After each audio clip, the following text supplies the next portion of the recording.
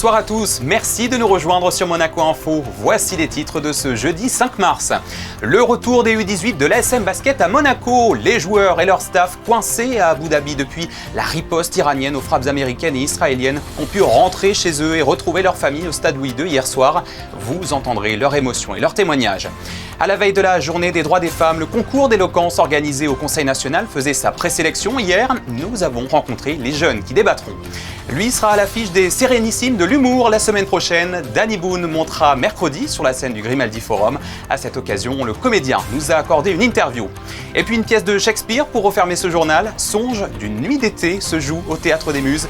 Les coulisses des répétitions à la fin de ce journal. Après plusieurs jours d'angoisse au Moyen-Orient, les jeunes basketteurs U18 de l'AS Monaco sont enfin rentrés à la maison hier soir. L'avion transportant l'équipe a atterri à 18h à l'aéroport de Nice. Quelques minutes plus tard, joueurs et staff ont pris la direction du stade Louis II où les attendaient leurs familles venues les accueillir avec, vous allez le voir, beaucoup d'émotions. Gaëtan Lebrun et Hugo Comaza ont pu capter cet instant et recueillir les premiers témoignages. Des retrouvailles très attendues après une semaine marquée par la peur. Les U18 de l'AS Monaco Basket participaient aux qualifications du tournoi Next Gen de l'Euroleague à Abu Dhabi, lorsque vendredi dernier, leur match face à l'Aris Salonique a été brutalement interrompu à cause des bombardements entre l'Iran et les États-Unis dans la région. Franchement, le plus dur, c'est vraiment quand on sortait du stade, après avoir appris la nouvelle et qu'on a vu le ciel, dans le ciel des fumées et le sol vibrer, on s'est dit ok, là, on est peut-être en danger parce qu'on était du coup en dehors du stade, on venait de voir un missile intercepté, on s'est dit ah ouais non là c'est chaud. Et le moment où on s'est dit ok c'est bon, on a fait le plus dur, on est rentré, c'est vraiment qu'on est arrivé à Istanbul, on s'est dit ok c'est bon, là on est safe et voilà quoi, on a fait le plus dur et maintenant on peut rentrer en sécurité quoi. Face à l'incertitude, la priorité était claire pour le staff, rassurer les familles et ramener tout le monde sain et sauf. Je sais même plus quelle journée, franchement c'était on va dire au départ assez long parce qu'on ne savait pas quand est-ce qu'on allait partir, comment ça allait se passer et d'un coup ça accélérait. Les dernières 24 heures ont été intenses parce qu'on est passé du moment le plus intense en termes d'émotion parce que c'est là où ça a bombardé le plus. La dernière nuit, on a passé une toute petite nuit. Donc c'est vrai qu'on l'emmenait pas large, on avait un peu peur pour les jeunes. C'est vrai que si nous on avait été tout seul en tant qu'adultes, ce serait passé beaucoup plus facilement. Et puis très rapidement, après cette petite nuit, très rapidement on a eu l'Euroleague qui est revenu vers nous pour nous dire qu'on avait un avion qui s'affrétait pour nous, donc il a fallu vite se préparer. Donc ça a été un peu l'ascenseur émotionnel. Et là aujourd'hui c'est le soulagement parce que c'est vrai que au vu de ce qui se passait dans l'actualité jusqu'à Istanbul, on s'est dit ça nous lâche pas quoi, donc non, soulagé. Place au soulagement maintenant pour les jeunes de l'AS Monaco Basket qui ont été accueillis avec émotion par leur famille dès leur retour au stade Louis II hier.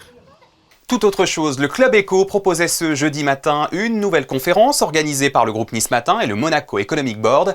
Le rendez-vous rassemblait des membres du gouvernement et les acteurs de l'économie monégasque pour évoquer une thématique classique mais essentielle, les retombées des investissements de Monaco dans les infrastructures à l'étranger.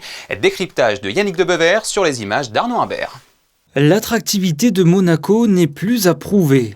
Mais ce jeudi, au siège de Monaco Tech, il était cette fois question d'investissement monégasque à l'étranger. Membres du gouvernement et acteurs économiques de la principauté ont pu poser les bases de ce qui fait l'intérêt d'investir au-delà du rocher. On est considéré avec beaucoup de valeur, on est neutre, on n'est pas un pays agressif, on est un pays un peu exemplaire qui réussit, on est synonyme de réussite. Et on est synonyme d'excellence. Et donc je pense que c'est des valeurs qui sont importantes pour le pays, mais qui sont importantes à projeter à l'extérieur.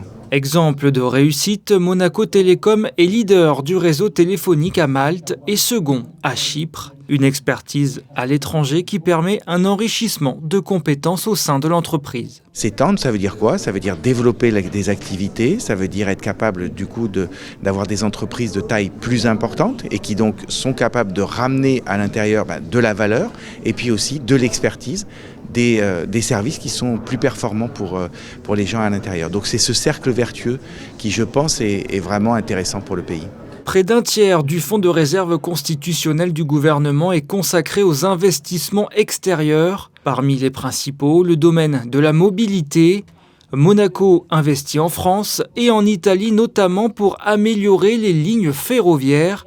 la circulation maritime, mais aussi l'accueil des visiteurs via l'aéroport de Nice.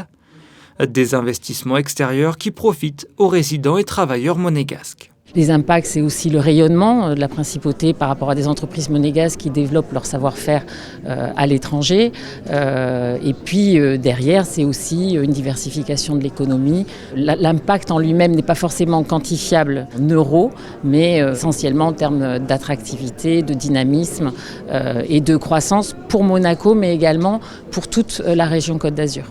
Pendant près d'une heure, les intervenants ont pu présenter les bienfaits des investissements extérieurs de Monaco. Croissance, compétences et attractivité, voilà 3 mots-clés qui ont su séduire l'audience. C'est jeudi et vendredi, le musée océanographique accueille la 13e édition des Rencontres internationales Monaco et la Méditerranée en présence du prince souverain. Enjeu au cœur de ses priorités, vous le savez. Et cette année, les débats s'articulent autour de la thématique Ulysse et ses multiples métamorphoses au fil des époques. Vanessa Dessy et Alexa Vial.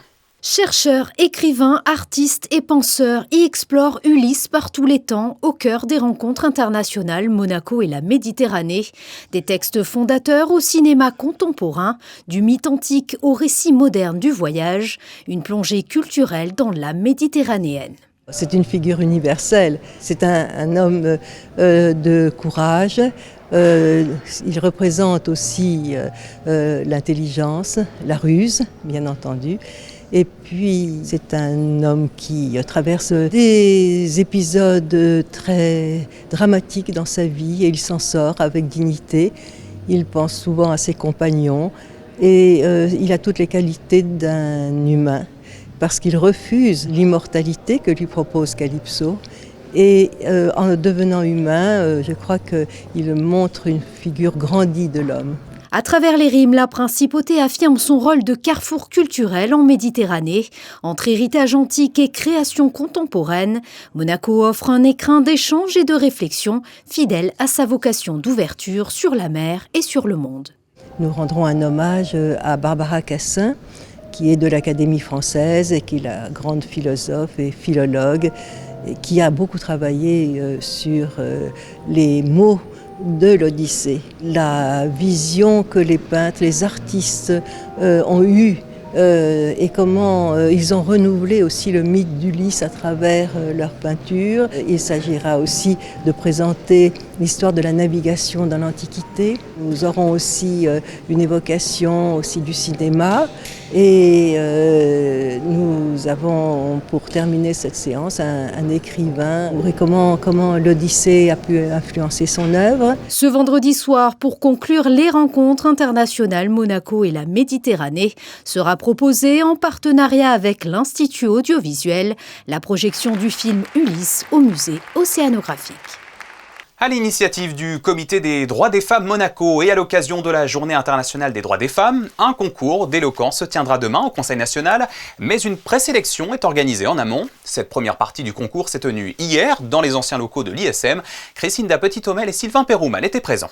C'est face à un jury composé de membres du Conseil national et du gouvernement qu'une vingtaine de lycéennes et lycéens issus des établissements scolaires de Monaco ont pu exposer une idée, raconter une histoire et convaincre en mobilisant la force de l'argumentation et de l'émotion.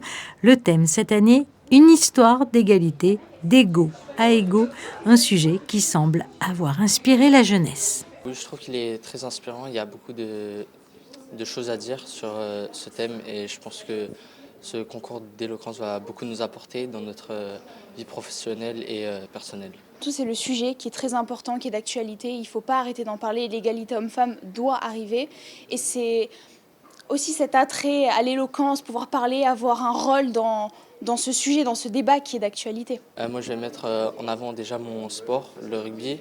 Je trouve que justement le thème d'égaux à égaux, le rugby complète parfaitement ce thème. J'ai eu pas mal d'expérience aussi avec le rugby à 7, avec la Fondation Prince Charlène, grâce à qui j'ai pu aller en Afrique du Sud et à Dubaï. Et je pense que relier ce thème à ça, c'est assez facile. J'ai présenté mon discours qui est basé sur des faits qui se sont passés et aussi un peu de Cyrano de Bergerac. Vous pouvez nous citer une phrase de Cyrano de Bergerac? Je me suis inspirée d'une tirade qui est très connue, qui commence par « Oh non, c'est un peu court, jeune homme », où il dit « curieux, gracieux, amical », et je l'ai arrangé à ma sauce. 10 élèves au total seront retenus par le jury pour présenter le grand oral de ce concours qui se tiendra demain au Conseil national.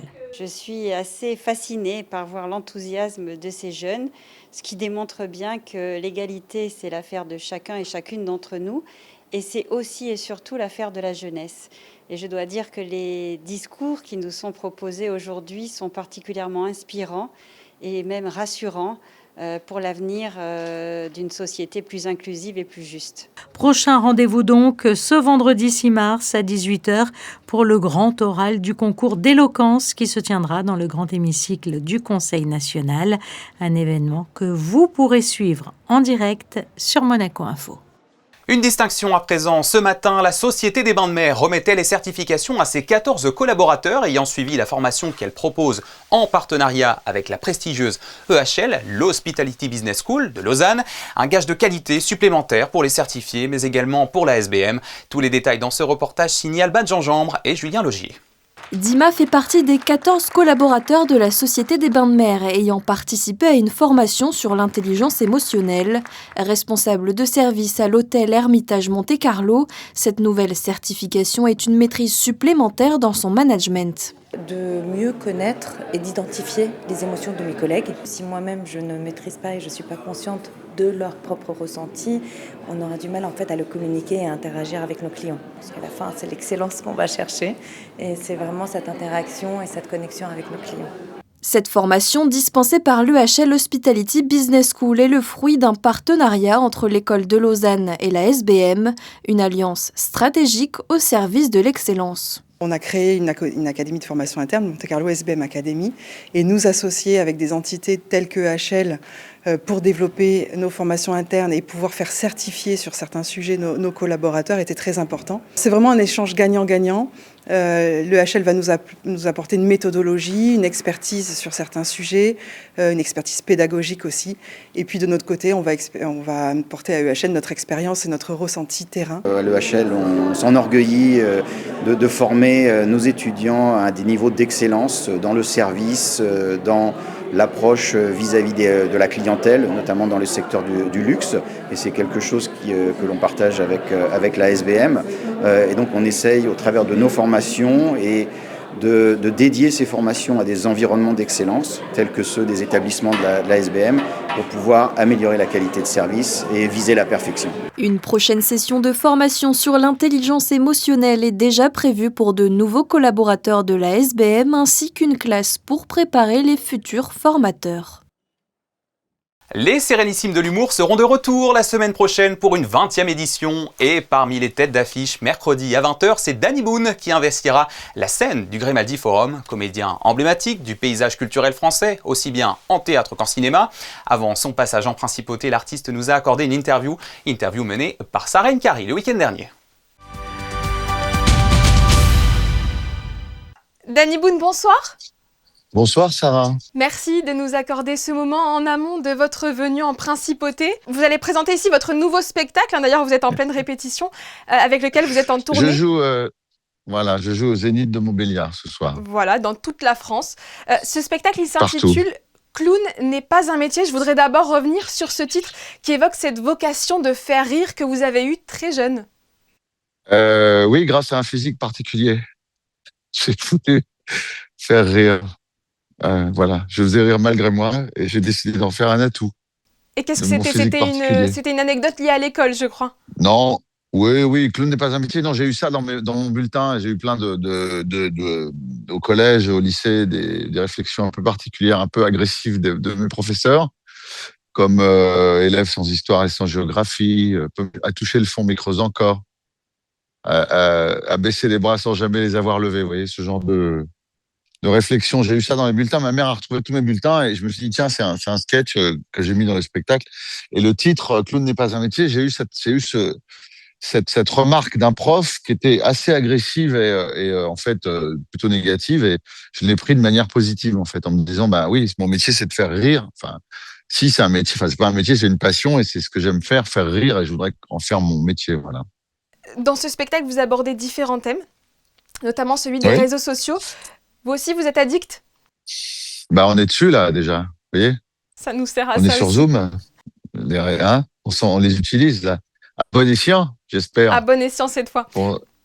Mais oui, j'en parle évidemment parce que c'est l'angoisse de tout parent que les enfants ne subissent pas les réseaux, ne subissent pas aussi la technologie, mais plutôt qu'on l'utilise intelligemment et plutôt que de la subir. Ouais, c'est assez important. Mais je me moque de ça, je me moque de moi. Enfin, j'en parle et c'est drôle. Et aussi du fait qu'aujourd'hui c'est compliqué de rire de tout. On s'auto-censure de plus en plus et j'en profite pour justement ne pas censurer du tout et dire je dis tout ce qui est politiquement incorrect. Je démarre juste les phrases sans les finir et les gens rient beaucoup parce c'est tellement dans l'inconscient collectif aujourd'hui que ça c'en est presque inquiétant même. Ce one-man show, vous le jouez après 7 ans, loin de la scène. Cette proximité avec le public, elle vous avait manqué ? Mais des lieux comme ça, des endroits magiques et de faire rire en vrai, oui, c'est surtout ça qui m'a manqué, ouais. Bon, c'est merveilleux, j'ai une chance incroyable de faire du cinéma et d'avoir autant de succès dans les films et de faire d'avoir des très beaux projets, mais mon ADN, la scène, c'est vraiment là, je suis né là, quoi. Ma carrière d'artiste, mon comique est né sur scène, donc je retrouve ça et ce côté clown est super important. Et je suis ravi de venir à Monaco parce que c'est un endroit aussi qui promeut vachement le cirque. Et il y a un festival de cirque absolument merveilleux et chaque mois j'y ai vu des clowns fabuleux et faire rire, faire le clown, c'est très important et c'est pas un hasard non plus que mon spectacle, qu'il y a clown dans le titre de mon spectacle parce que il y a cette passion de faire rire aussi avec sans méchanceté, sans violence, avec beaucoup d'autodérision, d'absurdité, de physique aussi, de mime, de musique, ce qu'il y avait aussi dans l'univers de Raymond DeVos beaucoup. Et je suis très attaché à ce côté musical, à ce côté clownesque qui est si important et qu'il faut cultiver, garder et chérir, quoi. Le Nord a été et est toujours une source d'inspiration presque infinie pour vous. Je suis curieuse de savoir ce que vous inspire Monaco, à part le cirque. J'ai des souvenirs fabuleux au théâtre de la Princesse Grasse. Ce théâtre à l'italienne qui est très joli et j'ai fait mes premiers spectacles, je les ai joués là-bas. Et le directeur d'ailleurs le directeur de la salle était belge à l'époque. Moi, j'adore le public monégasque parce que c'est un public qui d'abord qui va beaucoup au spectacle et qui est culturellement cultivé. Enfin, et donc c'est un public exigeant et j'adore avoir un public exigeant. Moi, ça me surmotive. Le public monégasque pourra vous applaudir le 11 mars prochain au Grimaldi Forum. Merci beaucoup, Danny Boone, d'avoir été avec nous sur Monaco Info. Oui, c'est ça, le 11 mars. Ouais. Oui. Merci de m'avoir rappelé la date. Il faut que je le note. Ah oui, n'oubliez pas. Je serai là, avec grand bonheur. Voilà. Merci beaucoup. Merci, Sarah. Avec plaisir, merci. Autre programme à l'agenda culturel, le Théâtre des Muses accueille en ce moment Le Songe d'une nuit d'été, œuvre célèbre de Shakespeare, adaptée ici par la troupe de jeunes comédiens Dante Assonio, une pièce qui témoigne de la rigueur et du professionnalisme impeccable qui leur a été transmis pendant leur cours de théâtre sur cette petite scène monégasque. Alban Gingembre et Alexandra Paolini ont assisté aux répétitions et même quelques moments de nostalgie. Regardez. Avez-vous donc tout oublié ? Notre innocence ? Notre amitié enfantine ? Et vous voulez déchirer cette ancienne affection en vous joignant à ces hommes pour narguer votre pauvre amie ? Depuis toute petite, Théodora suit l'enseignement du Théâtre des Muses, un apprentissage solide qui lui permet aujourd'hui de suivre les cours Florent. C'est ici, sur la scène qu'il a vu grandir, qu'elle participe à l'adaptation de l'œuvre de Shakespeare, Le songe d'une nuit d'été. Aujourd'hui, c'est la boucle qui se boucle en revenant ici avec ma troupe dans un cadre professionnel. Et pour moi, en tant que comédienne, c'est évidemment un tremplin parce que à mon âge, à 19 ans, c'est une chance extraordinaire de pouvoir jouer aux Muses, aussi de pouvoir jouer à Avignon. Ce spectacle est aussi programmé au prestigieux Festival d'Avignon, une fierté pour toute la troupe qui n'a eu de cesse d'améliorer la pièce d'année en année pour un résultat parfait.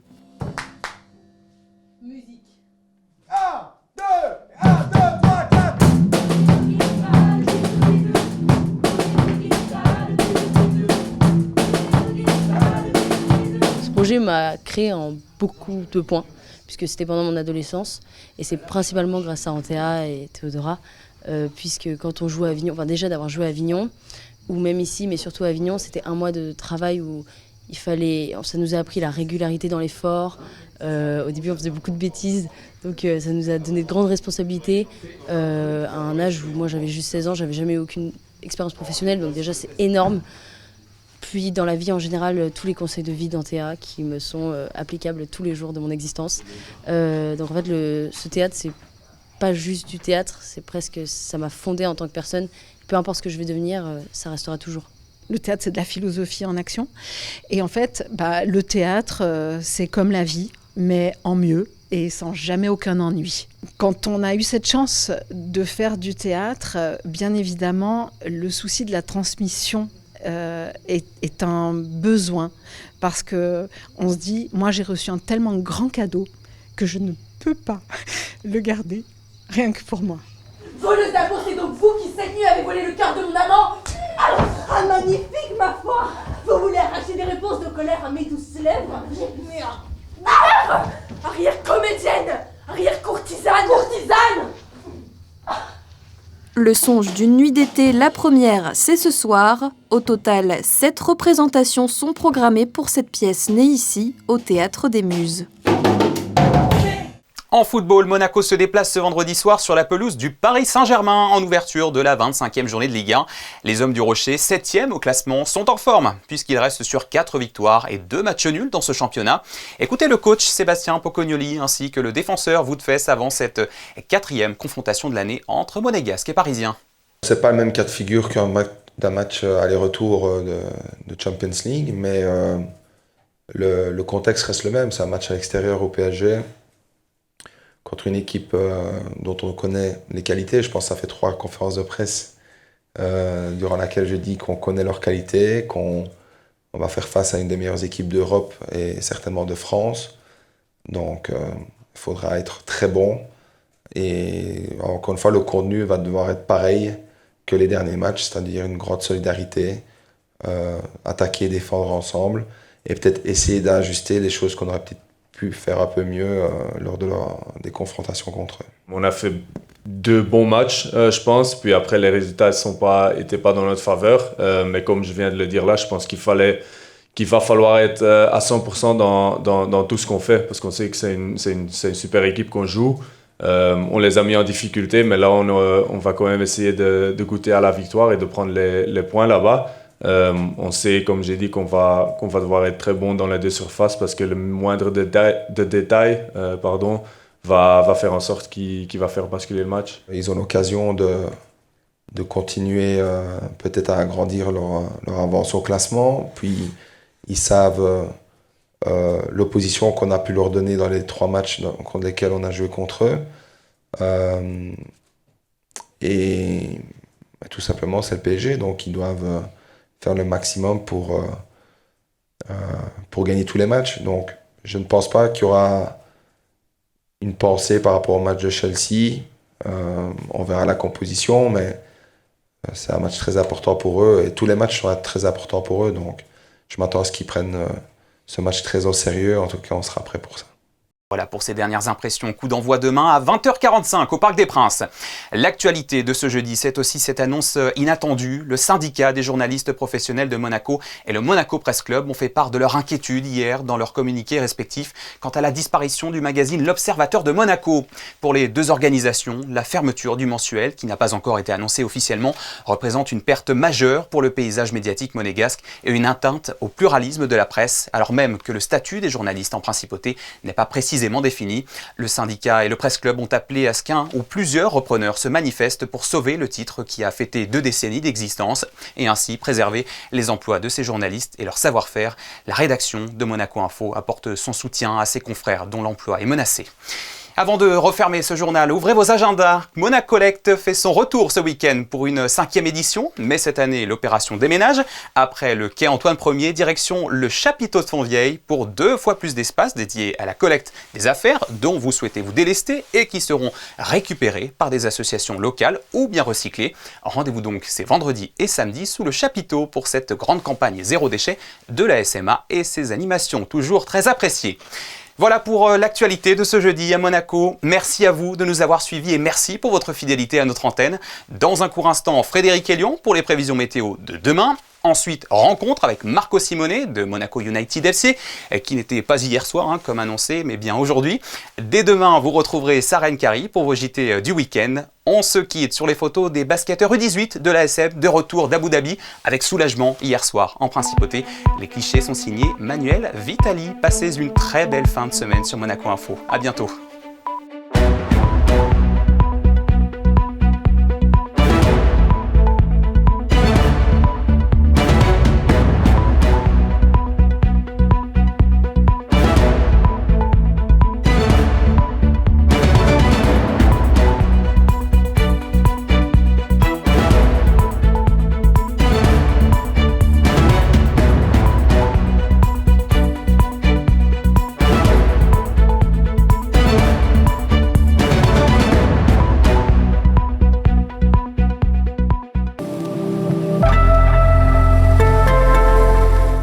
Bonsoir à toutes et à tous. Vendredi, le ciel sera très nuageux et le vent soufflera assez fort avec des rafales pouvant atteindre les 45 km/h, ce qui nous donnera quand même quelques éclaircies. Côté température, il fera 15 degrés le matin et 18 l'après-midi. Vendredi 6 mars, n'oubliez pas de souhaiter une bonne fête aux Colettes. Ce sera aussi la journée internationale de la radio et de la télévision en faveur des enfants. Une très bonne soirée à toutes et à tous sur Monaco Info.